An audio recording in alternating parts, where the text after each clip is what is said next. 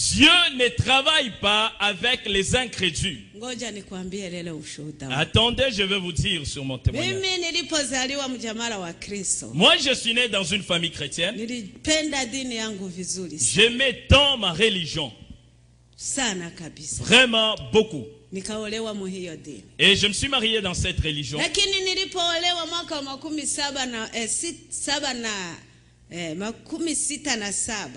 Ok, je me suis marié en 1967.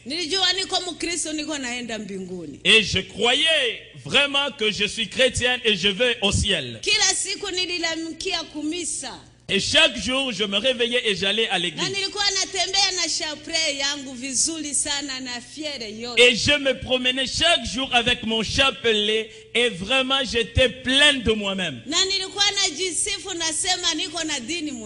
Et je me disais à moi-même, en me glorifiant, que j'ai une très très bonne religion. Mais seulement mon salut, comment est-il venu? Et un jour, alors que je me reposais dans ma maison, je m'assoupissais là dans ma maison. J'ai eu un sommeil. J'ai entendu quelqu'un cogner à ma porte. Maman Domitila, fais vite et ouvre-moi, je veux rentrer dans ta maison. Dans mon rêve, je me suis levé et j'ai couru pour aller ouvrir. Et quand je voulais ouvrir la porte,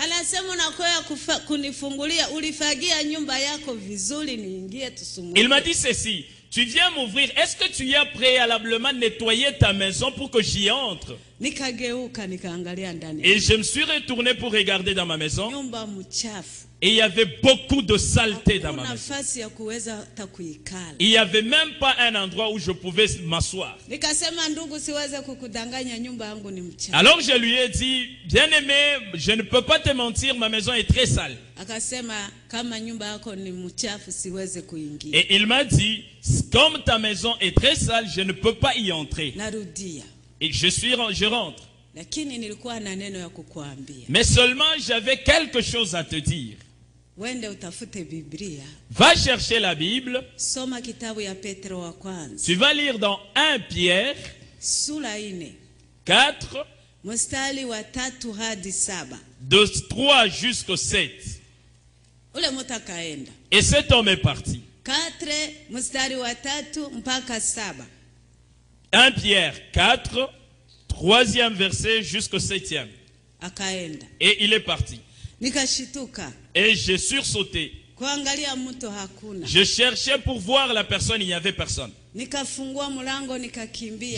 J'ai ouvert la porte et j'ai couru par dehors. Et j'ai cherché partout, je n'ai vu personne. Je n'ai pas compris ce rêve. Je suis rentré. Je ne connaissais pas la Bible. Je me disais, qu'est-ce que je vais faire?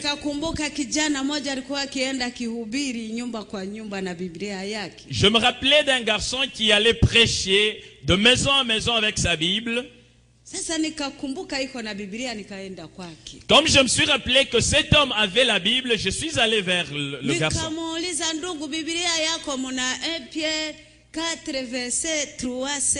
Je lui ai dit, bien-aimé, est-ce que dans ta Bible là, il y a 1 Pierre 4 de 3 à 7? Il a dit oui, oui. Je lui ai dit, mais est-ce que tu peux me lire ça? Il m'a lu. Je n'ai rien compris. Je lui ai dit mon rêve. Il m'a dit, le rêve que tu as vu, la maison sale que tu as vue, ce n'est pas la maison où tu habites. C'est ton cœur. Et la saleté, c'est le péché en toi. Et cet homme, c'est Jésus-Christ. Il est en train de cogner à ton cœur. Et je lui ai dit, frère, je lui ai dit que moi, je suis chrétienne 100%. Je suis né dans une religion. J'ai grandi dans une religion. Je me suis marié dans une religion. Et toutes les fois que je fais le péché, je veux voir le prêtre. Pourquoi tu me parles encore de péché? Et cet homme m'a dit, sœur, crois à la parole de Dieu. Confesse ton péché et Jésus rentre en toi. Je me suis fâché, je suis rentré chez moi. Et mais seulement Dieu me cherchait. Ce n'est pas moi qui avais cherché Dieu. Dieu me cherchait. Arrivé à la maison, je voulais juste chasser ces pensées-là. Mais Dieu n'a pas voulu. Oh, j'ai manqué la paix. J'ai nettoyé ma maison. À partir du haut jusqu'en bas, j'ai nettoyé les choses de la maison pour que ma maison soit propre. Dieu n'a pas besoin de ta maison. Dieu n'a besoin d'aucune autre chose que ton cœur. Et j'ai manqué la paix, je suis allé prier. J'ai pris mon chapelet. Le premier tour, j'ai terminé. Il n'y avait pas de paix à moi. Deuxième fois, je retournais, j'ai terminé. Toujours pas de paix. J'ai laissé le chapelet. J'ai vaqué à mes occupations. J'étais en train de préparer là-bas. Quelque chose est descendu à moi. Je commençais à trembloter. Je commençais à pleurer. Je commençais à prier comme jamais auparavant. J'ai reçu la puissance du Saint-Esprit. J'ai reçu le Saint-Esprit alors que j'étais encore dans l'église catholique. Et Dieu m'a dit, confesse ton péché. Et confesser, c'est laisser aussi.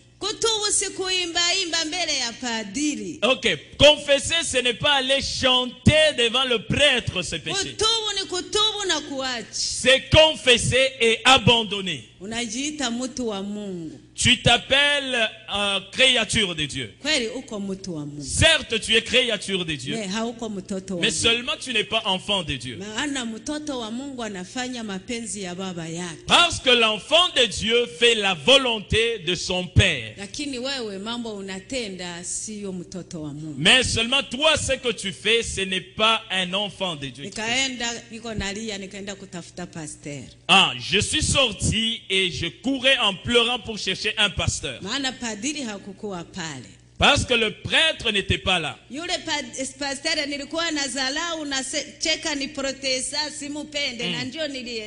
Et alors je suis allé voir un pasteur, c'est lui que j'ai critiqué. Je disais que c'est un protestant, celui-là, je l'ai méprisé. Et c'est vers lui que je suis allé. Je lui ai dit mon rêve. J'ai confessé mon péché.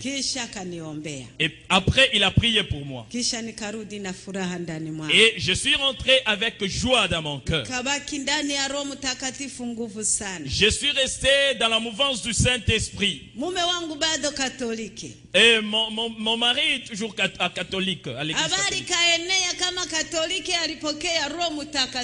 Et la nouvelle est arrivée juste à l'église catholique, comme quoi elle a reçu le Saint-Esprit. Et elle ne prie plus Marie. Elle a jeté son chapelet. Et elle n'est plus dans la bonne voie. On m'a appelé. On est parti avec mon mari. On m'a demandé qu'est-ce qui t'est arrivé. Je leur ai dit, j'ai reçu le Saint-Esprit. Et Dieu me conduit dans la prière. On m'a dit, mais pourquoi tu as abandonné la prière de Marie et le chapelet? Je leur ai dit, maintenant j'ai pris selon que le Saint-Esprit me conduit. Et on m'a dit, là ce n'est pas le Saint-Esprit. Là c'est un mauvais esprit que tu as accueilli. À genoux, on va prier pour toi. Et puis on va te donner de l'eau bénite. Et cet esprit-là va sortir. Je leur ai dit, moi je ne suis pas possédé. Je n'ai même pas besoin de cette eau bénite. Parce que celui qui est en moi, il est plus grand que cette eau. Alléluia. Amen. On m'a dit, on m'a chassé. Wende. Sors. Wakamwambia mume wangu, on a dit à mon mari, rudia na mgonjwa wako amekuwa kichaa. Rentre avec ta folle, elle est devenue folle. Nikasema Mungu awabariki. Je leur ai dit que Dieu vous bénisse. Wakati nilikuwa pamoja na ninyi na dhambi zangu mliniona mtu mzima. Ah, quand j'étais au milieu de vous avec mon péché, vous m'avez trouvé comme vivant. Voilà qu'il y a quelque chose qui a changé en moi. Vous avez trouvé que je suis folle. Que Dieu vous bénisse. Je suis allé dans une église pentecôtiste. On m'a vraiment accueilli. Le pasteur a prié pour moi. Il m'a conduit comment marcher dans le Saint-Esprit. Après 3 mois. 3 mois après, et il m'a parlé du baptême dans l'eau par immersion. Je lui ai dit non. Non, moi on m'a déjà baptisé.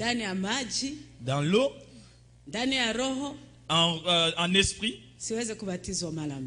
On ne peut plus me baptiser une seconde. Et dans mon église, on nous prêchait. Si tu te fais baptiser une seconde fois, tu prends 2 croix. J'ai dit, mais ces 2 croix-là, comment je vais les porter? Et j'ai refusé. On m'a chassé. Je suis rentré dans ma maison. Un problème est rentré. Là, mon mari était catholique. Ah, mon témoignage est trop grand, je sais. Mais seulement je veux vous dire comment j'étais morte. Et après quelque temps, mon mari aussi est sauvé. À l'église catholique, il y a eu beaucoup de gens qui ont reçu la puissance du Saint-Esprit. On les a aussi chassés. Alors, on a commencé à prier ensemble avec toutes ces personnes qui étaient chassées. Nous n'étions pas de l'église catholique. Nous ne sommes pas des protestants. Mais seulement nous étions en train d'adorer Dieu en esprit. On a eu beaucoup de problèmes avec les églises. On est allé prier. On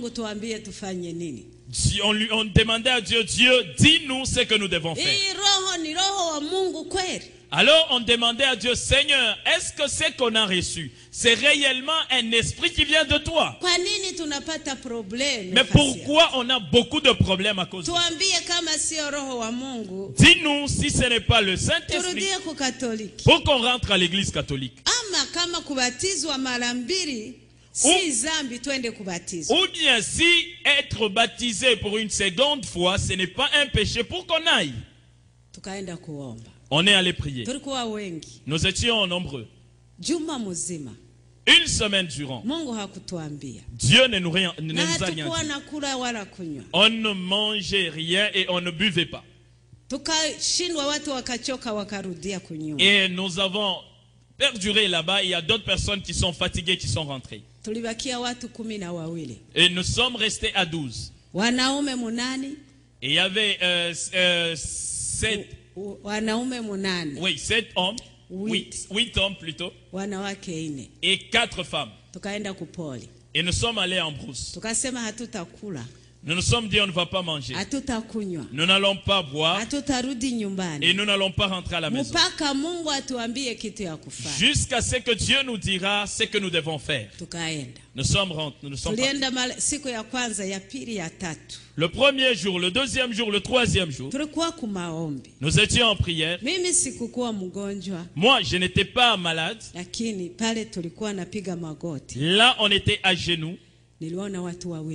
J'ai vu 2 personnes venir. Oh, des merveilleuses personnes. Ils avaient une joie éclatante.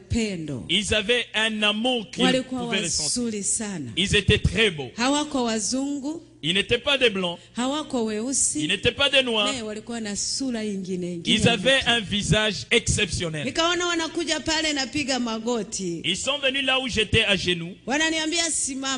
Ils m'ont dit, lève-toi, partons. Moi, je voulais vraiment partir avec eux. Parce que j'avais vu des gens qui étaient particuliers. Alors que je voulais me lever, je sentais que je pesais beaucoup, je ne pouvais pas. Juste à cet instant-là, je leur ai dit, moi je pèse beaucoup, je ne... Mais j'essaye de me relever, je ne parvenais pas. On m'a dit, attends un peu.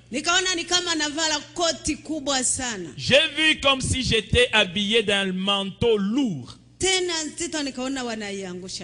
Et tout d'un coup, j'ai vu comme on m'a enlevé ce manteau-là, on l'a laissé. Et quand ce manteau est tombé, je me suis senti très légère. Et tout d'un coup, on a commencé à partir avec eux. Je n'ai pas su que j'étais morte. J'ai vu simplement que j'ai laissé un manteau là. Alors que ce corps, c'est comme un habit. Et quand il est tombé par terre, nous sommes partis. Mes amis ont vu que j'étais tombé et je suis morte. Mais moi j'ai vu comme j'ai enlevé comme un habit, j'ai laissé et je partais avec ces gens. Et alors qu'on était en chemin, je me regardais. Je regardais, j'avais un très très beau corps qui ressemblait vraiment au corps des gens qui m'escortaient. Alors je leur ai dit, mais bien aimé, donc il y a d'autres corps si merveilleux que ça. Oh, j'étais toute contente. Et ces gens m'ont dit, mais comment tu es étonné de ton corps? Tu ne lis jamais la Bible. Je leur ai dit, moi je ne sais pas lire la Bible. Ils m'ont dit, tu dis vrai. Celui qui ne lit pas la Bible, il ne peut pas connaître les choses d'en haut. Mais seulement si tu lisais la Bible chaque jour, certainement tu serais déjà en connaissance de livre de 1 Corinthiens, 15e chapitre, 40e verset.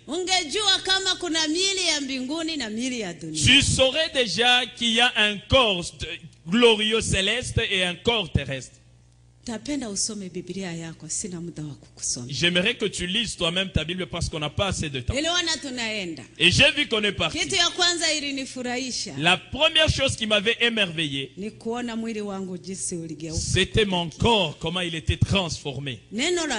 La deuxième chose, je ne me voyais pas comme un mort. J'avais toute ma conscience et mon intelligence. J'ai parlé avec ces gens-là. Ils me posaient des questions et je répondais. Moi, je posais de même des questions, ils me répondaient. Et je savais qu'on a quitté un endroit et on allait vers un autre endroit.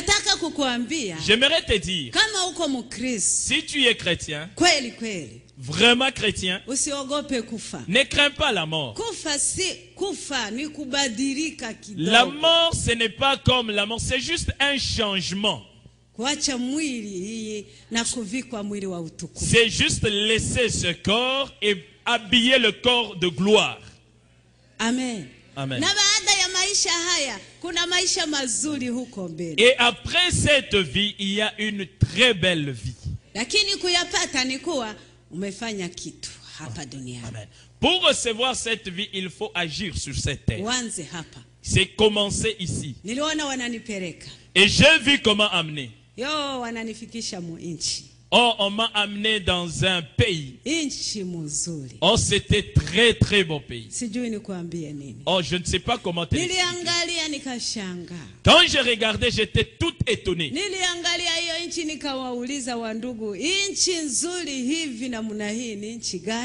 Quand j'ai regardé, j'ai dit à ces gens qui m'escortaient, mais un très très beau pays, c'est quel pays ça? Ils m'ont dit, le pays que tu vois, c'est ce qu'on vous parle chaque jour, le ciel c'est ici. Bien aimé, la Bible c'est la parole de Dieu. Que tu crois ou non, la Bible, c'est la parole de Dieu. Et le ciel existe. Le royaume de Dieu existe. Et un jour, nous irons là-bas. Nous pouvons acclamer pour la gloire. Oh, j'ai vu des choses merveilleuses. Et quand j'ai regardé, j'étais étonné. J'ai regardé ce pays-là, ça n'avait pas de fin. Je regardais les maisons construites, je ne pouvais pas comprendre comment. Je leur ai dit, ici aussi il y a des maisons comme chez nous. Ils m'ont dit, ça c'est le paradis de saints. Quand quelqu'un meurt là-bas, il vient se reposer ici dans ce pays. Ici n'entre pas un païen. Ici n'entre pas un pécheur. C'est seulement des chrétiens qui sont lavés dans le sang de Jésus-Christ. C'est ceux-là qui viennent se reposer dans ce pays. Et on était en train de parler avec ces gens. Ah, j'ai regardé par là où on venait, il y avait comme une espèce de voiture qui venait.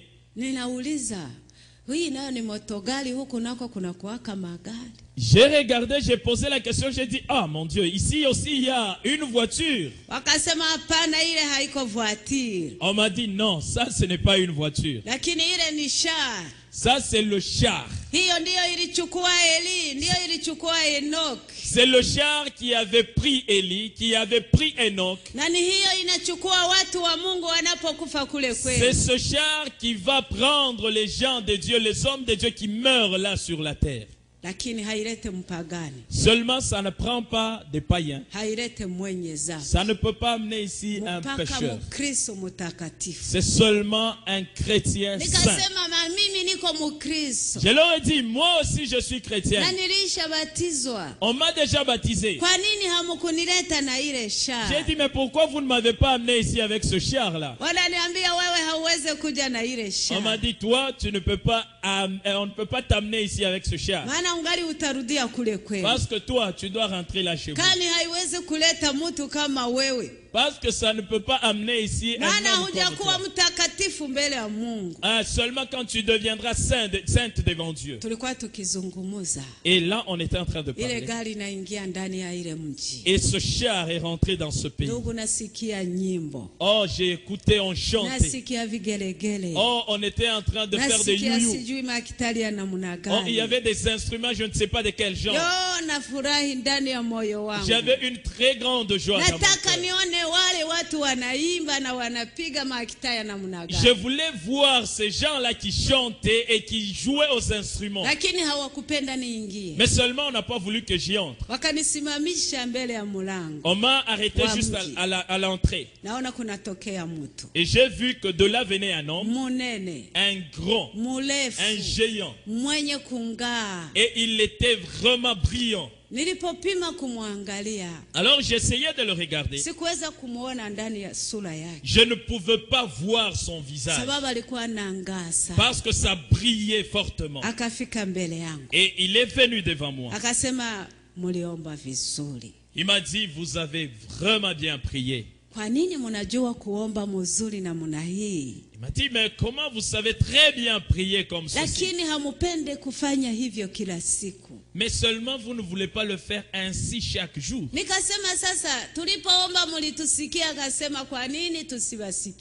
Et alors j'ai dit, donc quand on priait là, vous nous écoutez? Il dit, mais pourquoi pas? Et j'ai dit, mais moi je crois que Dieu est très loin. Il m'a dit, non, Dieu n'est pas loin de ses enfants. Dieu est au milieu de ses enfants. Et quand vous priez, Dieu vous écoute. Et je lui ai dit, mais pourquoi vous n'avez pas répondu à nos prières? Et lui aussi m'a posé la question, mais pourquoi vous avez refusé de vous faire baptiser? Je lui ai dit, mais écoute, on nous a déjà baptisés, on ne peut pas se faire baptiser une seconde fois. Et il m'a posé la question, c'est quel genre de baptême vous avez reçu? J'ai dit, on nous a versé juste de l'eau sur la tête. Mais c'était seulement au nom du Père, du Fils et du Saint-Esprit. Et il m'a posé la question, est-ce que vous êtes vraiment des chrétiens? J'ai dit oui. Il m'a dit, Jésus était baptisé de quel genre de baptême? J'ai dit, en tout cas ça, je ne connais pas le baptême de Jésus. Il m'a dit, Jésus était baptisé dans le Jourdain, dans l'eau qui coule. Quand tu suis Jésus-Christ, vas-y faire comme Jésus a fait. Il a été baptisé par immersion. Vous aussi, allez-y qu'on vous fait baptiser ainsi. Et c'est là le vrai baptême. Et c'est ce qui existait depuis longtemps. Seulement parce que les gens sont en train de changer des choses. C'est pourquoi il y a plusieurs façons d'être baptisé. Mais seulement le vrai baptême, il y en a un seul. C'est seulement par immersion. L'image de mourir et de ressusciter avec Jésus-Christ. Je n'avais plus quoi dire. Il m'a introduit dans ce pays. Bien aimé. Oh, j'étais étonné. Oh, Dieu reste Dieu. Et le royaume de Dieu existe. Et un jour, nous irons. Je voyais un pays qui était à perte de vue. Je voyais, il y avait beaucoup de gens dedans. Des gens qui étaient beaux. Ils avaient une joie débordante. Ils étaient en train de chanter pour Dieu. Et ils utilisaient des instruments que je ne comprenais pas. Bien-aimés, chante, continue à chanter pour Dieu. Toi qui sais bien jouer aux instruments, fais-le encore. Parce que même là-bas, on chante. Et la Bible dit, toute chose va s'arrêter. Mais seulement au ciel, là, on restera en train de le louer. Et si tu es chantre, chante encore. Si tu sais jouer aux instruments, fais-le, c'est bien, c'est louer Dieu. Il m'a dit, regarde les saints. Les gens qui étaient morts chez vous. Et vous pleurez là-bas, vous disiez qu'ils sont morts. Mais regarde là où ils sont en repos. Regarde la joie qu'ils ont. Regarde comment ils brillent.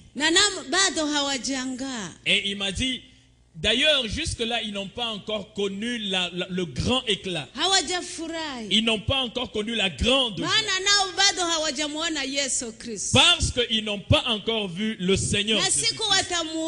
Et le jour qu'ils le verront, ils seront encore plus beaux que maintenant. Oh, j'étais toute contente. Bien-aimé. Oh, le ciel existe. Allons-y au ciel. Amen, amen. Amen. Yo. Bien-aimé. Il m'a dit, regarde là où ils sont en repos. Et un jour, ils quitteront cet endroit. Ils iront maintenant dans la nouvelle Jérusalem. Et là, ils seront encore plus éclatants qu'ici. Et j'ai vu, on m'a enlevé de là. Mais viens, on va te montrer la nouvelle Jérusalem. Bien aimé, j'étais tout étonné. J'ai regardé le pays. C'était comme des vitres qui brillaient à mes yeux. Et je voulais regarder, mais je ne pouvais rien comprendre. Et dans ce pays, il y avait une rivière. C'est une rivière qui arpentait le... Et l'eau était toute éclatante. Je n'ai pas traversé cette rivière. J'ai vu simplement que je suis rentré dans ce pays. J'ai regardé. J'ai vu, c'est comme quelque part où on a étalé de l'or pur. Et partout il y avait de l'or. Partout il y avait de l'or. J'ai dit, bon, je vais essayer quand même de marcher là-bas. J'ai dit, bon, j'essaie de marcher pour voir si je vais marcher comme on marche sur la terre. Mais seulement je n'ai pas pu. C'était en train de vaciller. On m'a dit, toi tu ne peux pas marcher dans ce pays. Parce que personne n'y est déjà entré. Là c'est l'endroit que Dieu a préparé pour les saints.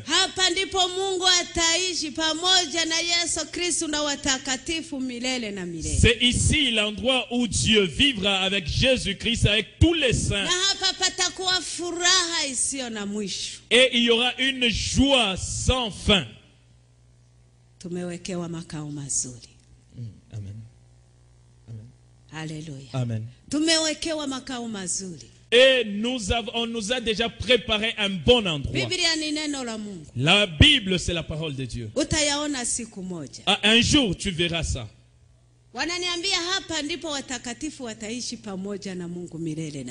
On m'a dit c'est ici que les saints vivront avec Dieu éternellement. Ils m'ont dit viens, on va te montrer où sont les pécheurs qui meurent là sur la terre. J'ai vu un endroit, il y avait comme un grand trou. Et ce grand trou, il y avait comme du sang. Et les gens qui étaient dedans, ils exprimaient une grande douleur. Et ils étaient en train de se gratter comme s'il y avait des insectes qui les piquaient. Et on m'a dit, tu vas écouter les pleurs des pécheurs. Et ils étaient en train de pleurer en disant, oh le Seigneur Dieu. Il est bon que tu nous prennes de cet endroit et que tu nous jettes dans le feu et qu'on se consume, qu'on se termine. Ils m'ont dit que ça c'est un mensonge. Le feu ne s'éteindra jamais. Et le corps des pécheurs ne se consumera jamais. Ils seront en train d'être brûlés pour l'éternité. Et ils m'ont dit, maintenant, c'est ici que tous les pécheurs, quand ils meurent sur la terre, ils viennent attendre. Et ils attendent ici le feu de la Guéhenne. Et comme les chrétiens attendent au paradis, et eux attendent ici. Et jusqu'à ce qu'on va ouvrir le feu. Et ce feu-là sera ouvert uniquement le dernier jour. Bien aimé, j'ai pleuré. Et on est allé maintenant me montrer le feu dans la guerre. J'ai vu des choses comme des fûts. J'ai vu 7 fûts. On m'a dit ces 7 fûts, ça conserve le feu de la guerre. Et le feu est gardé là-bas. Ça sera ouvert un seul jour. Et ça sera la fin du monde. On m'a dit, tu ne vas pas simplement voir ces fûts. Et maintenant, tu vas écouter ce qui est gardé dedans. J'ai vu, ils ont pris quelque chose qu'ils ont jeté dedans. Et il y a eu comme un grand bruit. Ce feu-là s'est déchaîné. Ça produit un grand bruit, plus que le bruit de tonnerre. Et j'ai fui. Et je courais vers ces gens qui m'escortaient et eux fuyaient aussi. Et je fuyais vers eux, ils m'évitaient. Et j'ai couru, je suis allé tomber quelque part. Et quand je suis tombé là moi-même dans mes pensées, je croyais que j'étais déjà dans le feu là. Et ils sont venus, ils m'ont relevé. Ils m'ont dit, tu as fui le bruit du feu seulement. Et le jour où on va ouvrir ce feu et le lâcher. Et les pécheurs, où est-ce que vous allez fuir? On vous prêche chaque jour. Vous ne voulez pas écouter. La Bible est écrite. Vous ne voulez pas la lire. Vous allez à l'église. Mais vous ne changez pas. Mais qu'est-ce que vous voulez que Dieu fasse? Dieu a déjà préparé le feu depuis la création du monde. Et c'est seulement pour les pécheurs et les non-croyants. On m'a dit, viens voir là où vos œuvres vous attendent. J'aimerais que tu m'écoutes bien ici. Et j'ai regardé, j'ai vu quelque chose qui ressemblait à une armoire. J'ai vu, on a appuyé comme on appuie un bouton. Et cette armoire s'est ouverte. J'ai vu qu'il y a beaucoup de dossiers, beaucoup de papiers dedans. On m'a dit, tu vois ces papiers. C'est là qu'il y a le dossier de chacun. Toute personne qui vit ou qui a vécu sur la terre, son dossier est là. Que tu sois chrétien, que tu sois païen, que tu sois grand, que tu sois jeune, ton dossier est là-bas. Et là, il y a juste 2 chemins. Le premier, c'est pour entrer au ciel. Et le deuxième, c'est pour aller en enfer. Et chaque personne qui meurt doit passer par là.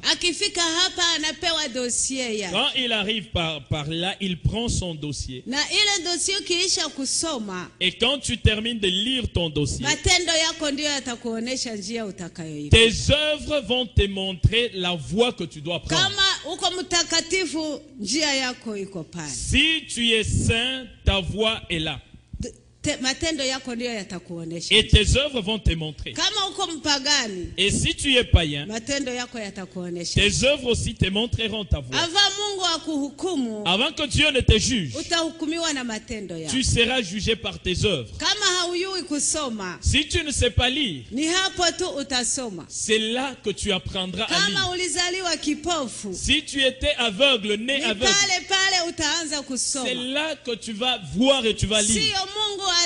Ce n'est pas Dieu qui va lire ton dossier. Toi-même, tu vas le lire. Deuxième chose, il n'y aura pas un parent avec son enfant. Il n'y aura pas un pasteur avec son fidèle. Il y aura seulement toi, Dieu et tes œuvres. Oh, c'est très amer. Je ne savais pas lire. Depuis que j'étais né, je n'ai pas été à l'école. Je ne savais même pas lire dans j'ai regardé, j'ai vu mon dossier qui était ouvert. J'ai lu Maman Domitila. Et en dessous de mon nom, toutes mes œuvres depuis ma jeunesse jusqu'à ce jour-là. Et je regardais, je commençais à trembloter. Je commençais à pleurer. Je voulais éviter le dossier de mes yeux pour regarder en bas. Et je regardais en bas, le dossier était encore là. Je voulais encore regarder par derrière juste pour que je ne lise pas. J'ai regardé et partout mon dossier y était. J'ai commencé à pleurer amèrement. Qu'est-ce que je dois faire? Et regarde mon péché, mes péchés sont déjà écrits. Qu'est-ce que je dois faire pour que je reçoive le pardon? On m'a dit, attends un peu. J'ai vu quelque chose qui ressemble à un écran de télévision. Un grand. J'ai vu qu'il a appuyé comme sur un bouton. J'ai vu la télévision s'allumer. Oh bien-aimé, j'ai pleuré. Et tout de suite, il y a des écrits qui apparaissaient sur l'écran. C'était écrit tes œuvres. Et tout de suite, j'ai vu moi-même, j'étais dedans dans l'écran. Ma vie était en train comme de défiler là-bas dans l'écran. Bien-aimé, je vois tout ce que j'avais fait. Toute ma vie. Oh, j'ai commencé à pleurer. Si c'est une chose de quelqu'un que j'avais volé, même comment j'avais volé ça, je vois ça apparaître. Si c'est quelqu'un avec qui on s'est bagarré, et j'ai vu comment on s'est bagarré là. Si c'est l'impudicité que j'ai commis, et même l'homme avec qui on a fait, comme les choses se font. Bien aimé, j'ai pleuré. On m'a dit, regarde, tu pleures. Donc tout apparaît, le jour, l'heure, la minute. Tout défile là-bas. Et ce qui m'a vraiment touché, les choses que j'avais faites dans mon jeune âge, je voyais ça comme si je venais à peine de le faire. Oh bien aimé, je posais la question. Qu'est-ce que je dois faire pour que ces choses soient pardonnées devant Dieu? On m'a dit, le pardon ne s'obtient que quand tu es sur la terre dans le monde. Je leur ai dit, retournez-moi tout de suite pour que j'aille confesser mon péché. J'aimerais retourner là pour confesser mon péché. Ils m'ont dit, tu pleures parce que tu as vu? Et chaque jour, on ne te prêche pas? Pourquoi tu ne changes pas? À partir d'aujourd'hui, sache que les yeux de Dieu, c'est comme une caméra. Ça marche avec toi partout où tu vas. Partout où tu vis, les yeux de Dieu sont là. Et un jour, tu te verras comme tu vis. Et tu vas pleurer parce que tu vas commencer à voir toi-même de tes propres yeux ta vie. Je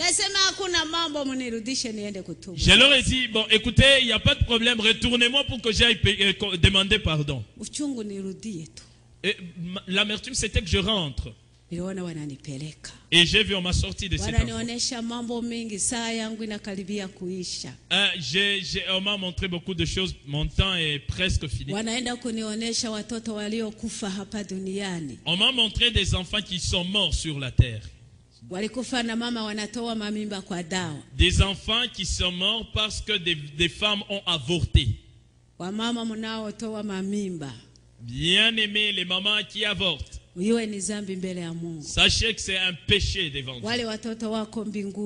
Et ces enfants sont au ciel. Ils t'attendent avec les produits que tu as utilisés pour provoquer l'avortement. C'est un péché et c'est tuer. Et si tu es chrétienne, tu n'es pas censé faire cela. Et un jour, tu vas être en jugement avec ces enfants. On m'a montré les religions des gens sur la terre. Comment nous avons des choses qui ne plaisent pas à Dieu. Les gens se divisent en dénominations, en deux groupes. J'ai posé la question, tous ces groupes c'est quoi? On m'a dit ça c'est les catholiques, ça les protestants. Mais pourquoi ils sont divisés en groupes? Et on m'a dit, mais c'est ce que vous dites là chez vous sur la terre. Vous dites, nous sommes des anglicans, nous sommes des pentecôtistes, nous sommes ceci. J'ai dit, mais est-ce que ça c'est aussi un péché? Ils m'ont dit, ce n'était pas un péché. Mais seulement il y a un péché en eux.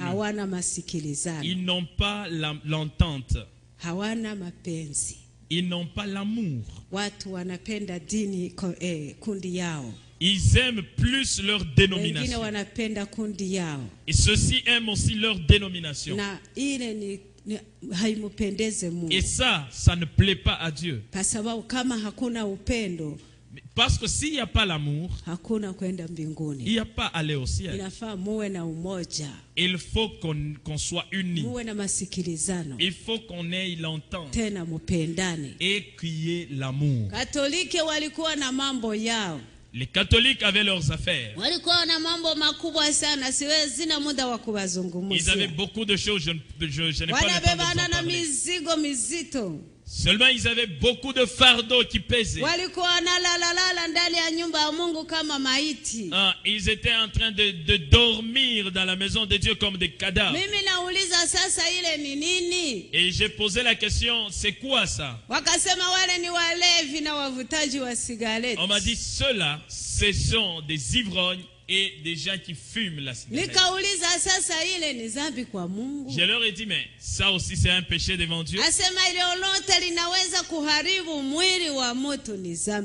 On m'a dit, tout ce qui peut détruire le corps d'un homme, c'est un péché devant Dieu. Un homme de Dieu ne peut pas boire, s'enivrer, fumer, pour détruire le corps. Quand tu tues ton corps, Dieu n'est pas content. Je leur ai dit, mais la vraie religion c'est quoi? On m'a dit, la religion c'est quoi? J'ai dit, mais c'est suivre Dieu. On m'a dit non. Suivre Dieu, c'est suivre la parole de Dieu. Et nous, ici, on ne connaît pas vos religions. C'est pourquoi, quand on vous dit abandonnez telle chose, vous dites non, ma religion ne m'interdit pas ça.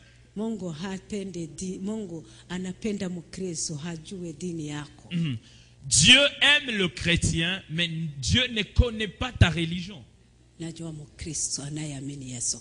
Seulement le chrétien qui croit en Jésus-Christ. J'ai vu, on m'a sorti cette on m'a montré beaucoup de choses. On m'a montré le groupe de pasteurs et qui étaient en train de parler concernant le mariage de chrétiens. Ils étaient en train de discuter sur le problème de mariage à l'église. Bon, c'est quoi le vrai mariage et c'est quoi le faux mariage? Et ces pasteurs étaient en train de parler concernant le mariage. Mais seulement c'est lui qui m'a dit. Toutes ces discussions, pourquoi? Le mariage est unique.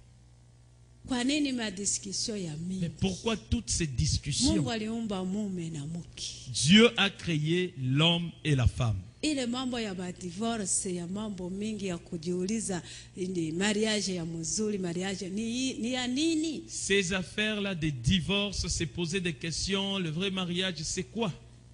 Haina na maana, ndoa ni moja tu. Ça n'a aucune importance, le mariage est unique. Wazungumuze mambo mengi ndoa ni moja tu. Qu'il parle de beaucoup de choses, mais le mariage reste unique. Pour terminer, parce que mon temps est très court, si tu veux bien écouter tout, tu vas prendre le livre. On m'a montré maintenant ici sur la terre. J'ai regardé ces ténèbres.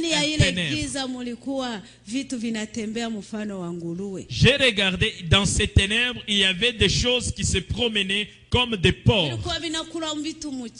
Ça mangeait des histoires sales. Et ça marchait dans la boue. Il m'a posé la question, c'est quoi? Je leur ai dit, bon là ce sont des porcs que nous élevons chez nous. Ils m'ont dit, non, ce ne sont pas des porcs. Ce sont des hommes, des gens que tu as laissés sur la terre. Mais ils ne sont pas chrétiens. Ce sont des païens et des pécheurs. Un pécheur, un païen, que tu manges bien, que tu t'habilles chiquement. Si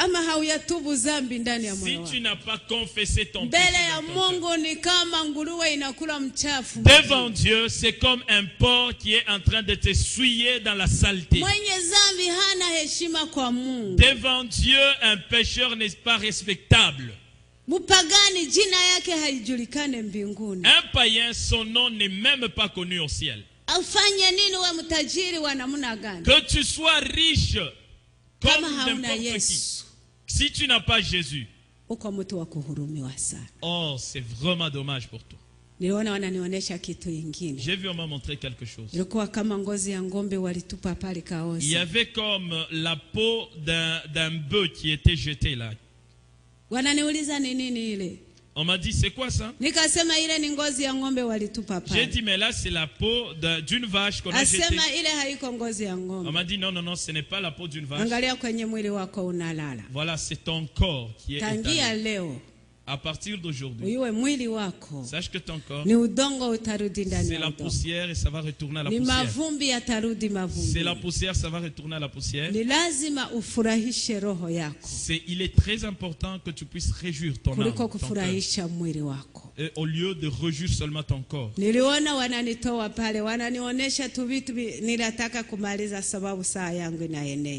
On va terminer parce que vraiment le temps... Ok, juste on va une petite pause parce qu'on m'a dit qu'on enregistre là derrière.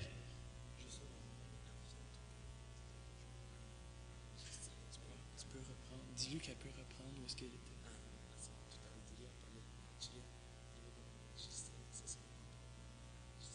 Ok. On va envier. Ok. Alors on va reprendre dans quelques minutes. Par là on a arrêté. Parce qu'ils sont en train d'enregistrer. Ok.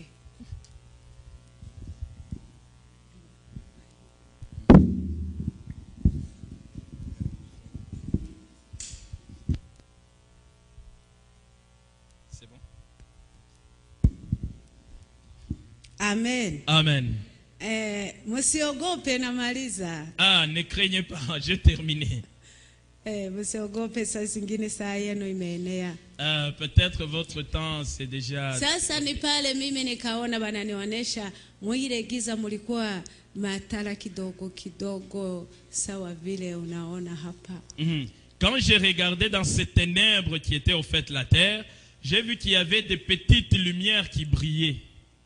Mimi nikauliza ile matala kidogo kidogo inawaka ndani ya giza.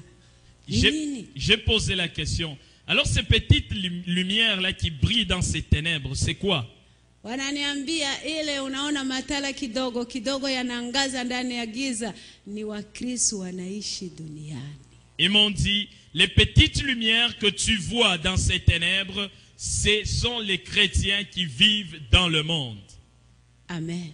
Amen. Mkristo mahali ulipo, chrétien ou chrétienne là où tu es, Mungu anakuona kama nuru inaangaza ndani ya giza. Dieu te voit comme la lumière qui brille dans les ténèbres. Wakati tunaomba Mungu, quand nous prions Dieu, ndani ya kweli, dans la vérité, katika uhaki, dans la vérité, Mungu anatuona kama nuru inaangaza ndani ya giza. Dieu nous voit comme la lumière qui éclaire dans les ténèbres. Akaniambia Mkristo mahali alipo, et il m'a dit, le chrétien là où il est, Mungu anamuona kama nuru, kama Dieu le voit comme la lumière, comme une lampe. Hata ukue nyuma ya mwingine, même si tu es derrière quelqu'un, hata ukue katika nyumba haina taa, même si tu habites une maison non éclairée, lakini uko ndani ya Yesu, mais tu vis en Jésus-Christ, Mungu anakuona mtu wa heshima. Dieu te voit un homme respectable. Hallelujah. Amen. Oh, Mungu akubariki sana. Que Dieu vous bénisse. Na ndio maana neno la Mungu linasema, c'est pourquoi la parole de Dieu que j'ai dit, wakati kanisa litaenda mbinguni, quand l'église sera enlevée, wakati Yesu anachukua kanisa lake, quand Jésus-Christ va enlever son église, giza itaingia katika dunia, les ténèbres vont envahir la terre. Mais hatutaenda na kura. Nous n'irons pas avec l'électricité. L'électricité va rester. Mais la Bible dit qu'il y aura des ténèbres. Parce que l'église sera enlevée. Parce que nous sommes la lumière du monde. C'est pourquoi nous ne pouvons pas nous conduire comme nous voulons. Parce que nous devons éclairer pour tout le monde.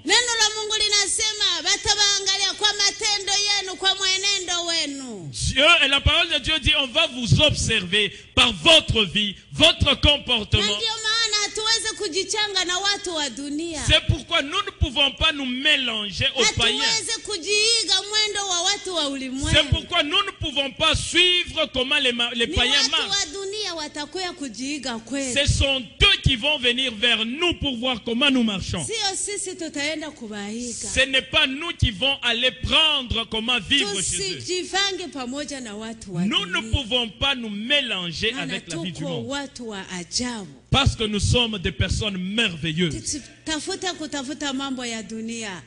Nous ne devons pas commencer à chercher les choses du monde. Parce que nous ne sommes pas du monde. Nous sommes les gens de Dieu. La Bible dit que nous, notre bonheur c'est au ciel. Après ces choses, il m'a dit, je vais te dire deux choses. J'ai vu un grand livre. C'était très grand. On m'a dit, tu vois ce livre? C'est là qu'est écrit les noms des saints. La personne dont le nom ne se retrouvera pas là-bas ne peut pas entrer dans le royaume de Dieu.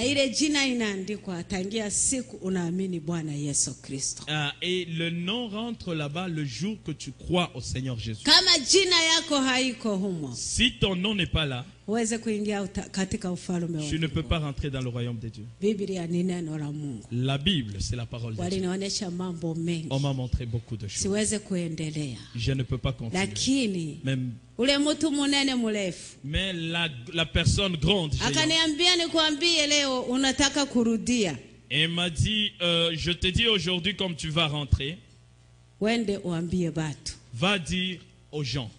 Usiongeze mambo uliona. N'augmente pas à ce que tu as vu. Usipunguze. Ne diminue pas Sema ce que tu as vu. Uliona. Mais dis exactement comme tu l'as vu. Neno ya pili ambia watu. Et deuxième chose que tu diras aux gens. Baada ya maisha muko nayo kule. Après la vie que nous avons ici, kuko maisha ingine mbinguni. Il y a une autre vie au ciel. Maisha ya aina mbili. Et il y a deux sortes de vie. Maisha mzuri. La bonne vie. Maisha mbaya. Et la mauvaise vie. Lakini kupata ile maisha mazuri. Et pour recevoir cette bonne vie, niko yatafuta ungali hapa dunia. C'est rechercher ça aussi longtemps que tu es sur la terre. Ukitaka kuishi maisha mzuri mbinguni. Si tu veux avoir une bonne vie là au ciel, tubu zambi zako. Confesse ton péché. Amini Yesu Kristo. Crois en Jésus-Christ. Tembea katika mapenzi ya Mungu. Marche selon la volonté de Dieu. Usipopenda, si tu ne veux pas, jehanamu inakungoja. La guerre t'attend. Neno la tatu. La troisième. Wendo ambie batu.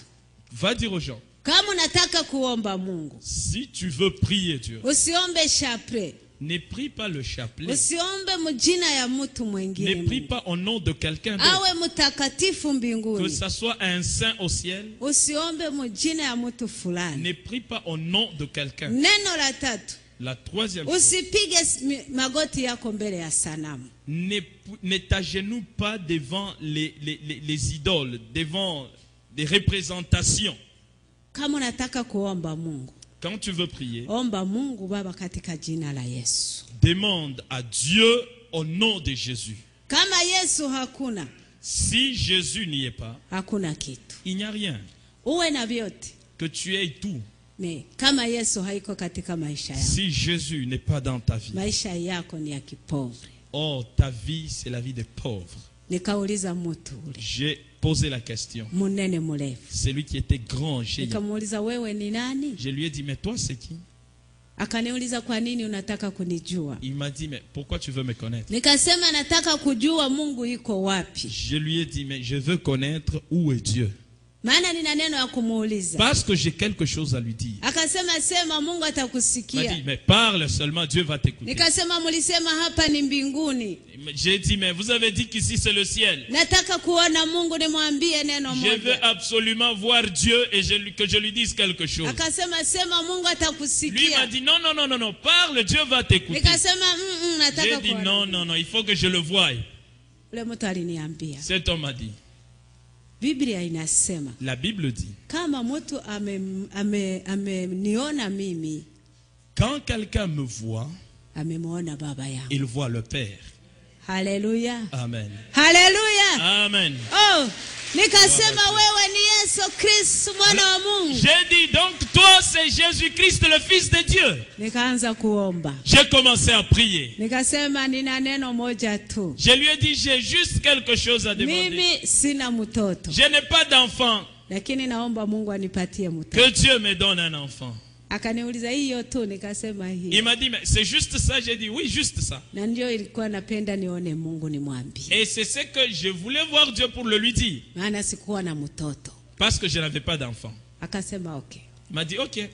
Alinionyesha mambo mengi. Il m'a dit beaucoup de choses. Siyasemi. Je n'ai pas dit ça. Kama unapenda usome kitabu. Si tu veux, tu vas lire le livre. Ule mtu munene akaambia wale watu wawili walinipeleka. Et cet homme grand géant a dit aux deux personnes qui m'excortaient. Sasa mumurudishe. M'a dit OK, vous l'amenez maintenant, vous la retournez. Nikaona wananikamata na nguvu. Ils m'ont pris de force. Nililia sana. J'ai pleuré. Sikupenda kurudia. Je ne voulais pas retourner. Lakini walinikamata kama vile polisi inavyochukua watu. On m'a pris comme la police tenaille les gens.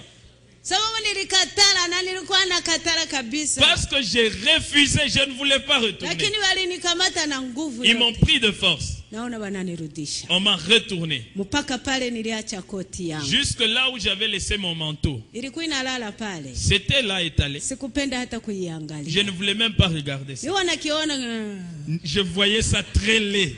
Sipende hata kukiona. Je ne voulais même pas regarder à ça. Lakini kuniingiza ndani yake. Mais pour m'introduire dedans. Ilikuwa vita kabambi. Mais c'était toute une lutte. Wananikamata na nguvu yote. On m'a pris de force. Ilikuwa vita kabambi. J'ai lutté. Mais kwa sababu walikuwa wawili tena wana nguvu. Mais parce qu'ils étaient à deux et ils avaient vraiment la force. Wananiingiza na nguvu yote. Ils m'ont introduit des forces. Mara moja nikalamuka. Et tout d'un coup, j'ai regardé, j'étais ressuscité. Niangalie. J'ai regardé. Yo. Oh. Alléluia. Amen. Oh, Mungu mzuri ndugu. Dieu est merveilleux, bien-aimé. Nilikuta mwili wangu naanza kuoza. Mon corps pourrissait déjà. Fasi yote ya kufunikwa, fasi yote ilikuwa inaanza kutoa madudu. Partout on avait bouché parce que partout ça puait déjà. Ça sortait des insectes. Nasikia vitu vinatembea. Et je sentais des choses se promener sur mon corps. Siwezi tena kusema. Je ne pouvais pas parler. Nilikuwa naganga tu. J'étais en train de crier seulement. Mungu we. Mungu ni Mungu ndugu. Dieu reste Dieu. Kitu ya pili niliuzikisha. La deuxième chose qui m'avait... Niliona nalala ndani ya nyumba chini. J'ai vu que j'étais dans la maison étalée. Walishanifunika drap ya mweupe. On m'a déjà couvert d'un drap blanc. Watu walishanikimbia. Et les gens fuyaient déjà. Sababu mwili wangu naanza ninuka. Parce que le corps puait déjà. Watu wamekuwa pembeni kule nje. Et les gens étaient loin là à l'extérieur. Napiga kelele. Et j'ai crié. Kama vile nilikuya niko na katala kuingia ndani ya mwili niko nalia na nililamuka niko nalia. Ah, OK. Comme en revenant, j'étais en train en fait de lutter et j'ai crié pour ne pas revenir. Et quand je suis ressuscité avec ces cris-là. Et les gens ont écouté seulement, j'ai crié. J'ai pas vu ces gens-là. Et les gens venaient pour en pleurer.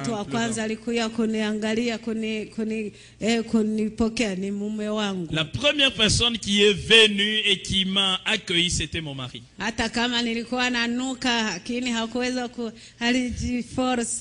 Même quand, comme je puais, il ne pouvait pas me laisser, il s'est forcé, il est rentré.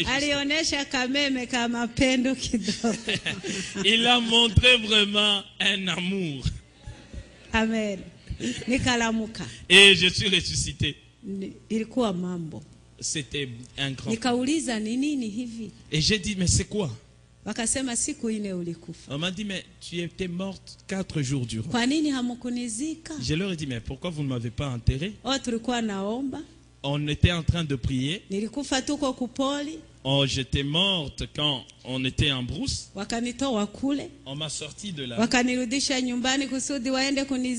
On m'a retourné à la maison pour aller m'enterrer.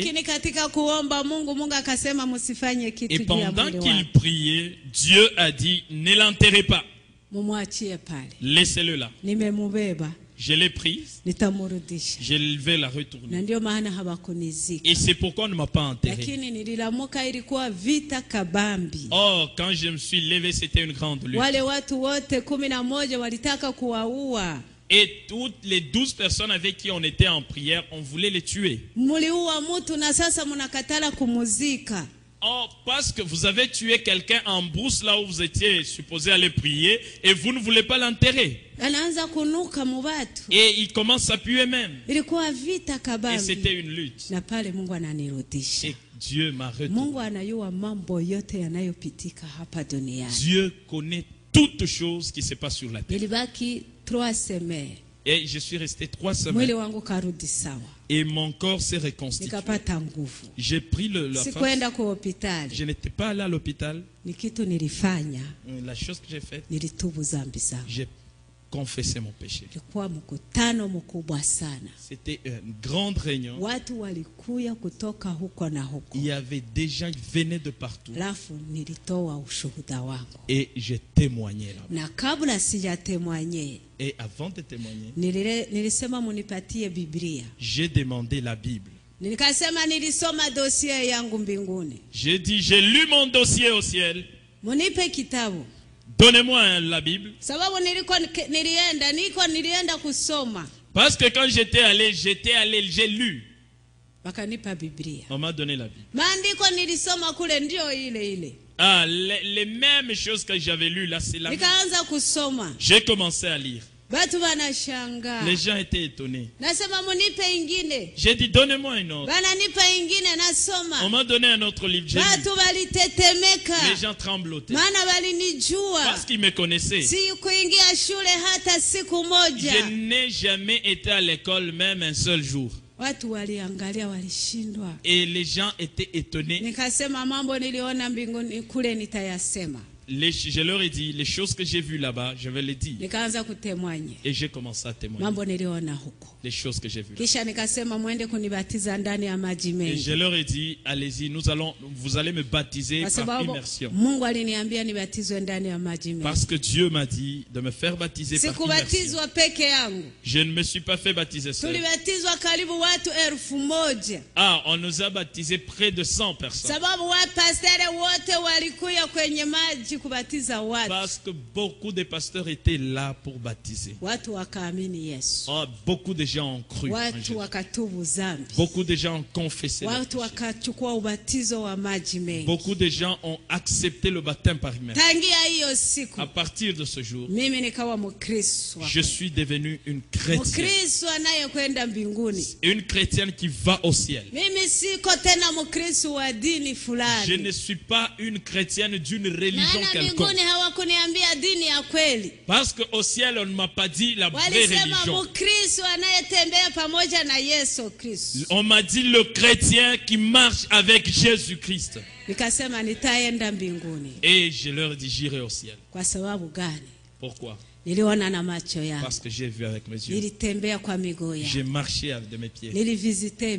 J'ai visité le ciel. Et un jour, je vais retourner là-bas. Partons au ciel. Alléluia. Alléluia. Que Dieu vous bénisse. La deuxième chose, permettez-moi de terminer ensemble. Quand je m'étais réveillé, j'ai regardé et j'étais vraiment seul dans la maison. D'autres ont fui. Oh, bien-aimé, c'est amen. Juste parce que j'ai pué, ils ont fui. J'avais mon mari qui m'aimait beaucoup. Mon mari aussi, à cause de l'odeur, il ne pouvait pas supporter, il s'est éloigné aussi. J'avais des frères et sœurs avec qui je suis né de la même mère, qui m'aimaient beaucoup. Et quand j'étais morte, elles ont fui. J'avais des amis. Quand mon corps puait, ils ont fui. Bien aimé, je vais te dire une chose. Tu n'as pas de vrai frère. Tu n'as pas de vrai ami. Tout cela que tu as, ce sont des voisins et des voisines. Nous avons un seul frère.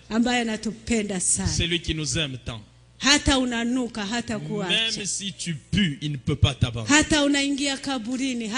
Même dans le sépulcre, dans la tombe, il est avec toi partout. Même si tu souffres d'une maladie contagieuse, il ne peut pas te craindre. Il ne va pas te fuir. C'est pendant que tu es dans un état où les gens te fuient que lui s'approche plus de toi. C'est là qu'il va vraiment montrer son amour de Dieu. Et ce frère, c'est qui? Ce frère-là, c'est qui? C'est Jésus-Christ. Alléluia. Alléluia, clamons. Amen. Nous avons un frère, Jésus-Christ. Tu as Jésus, tu as tout. Tu as Jésus, tu es pauvre. Oh, tu es... Ok, tu es un homme qui a le pardon. Tu n'as pas Jésus. Tu es pauvre. J'aime Jésus. et je continuerai à l'aimer. Je vais continuer à répandre ton amour. Et si tu étais là, tu ne le connaissais pas, je te demande de le connaître. La Bible dit que c'est lui le chemin, la vérité et la vie. Et si tu veux le voir, tu le verras. Le ciel existe. Le saint ira au ciel. Que Dieu vous bénisse.